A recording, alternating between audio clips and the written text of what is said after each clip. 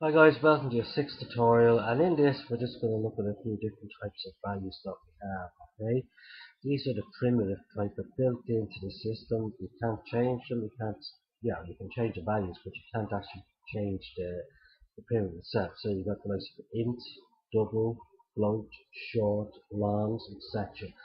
So you can put down, if you go to Microsoft Docs, you'll see all this yourself. You can put down int.min value, you can put down the int.max value, same with the floats, and this will show what you can get, right?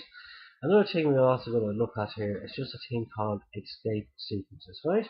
So we have a quotation in string here, but we want to highlight the roast beef part.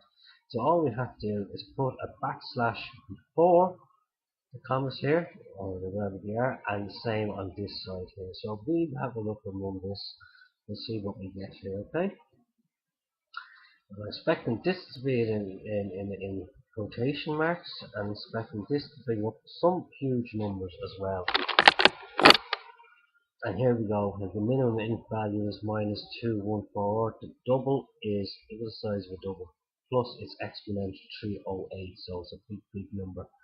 The float we have here, minimum short value is 32,767, and I love, and then in quotation marks, row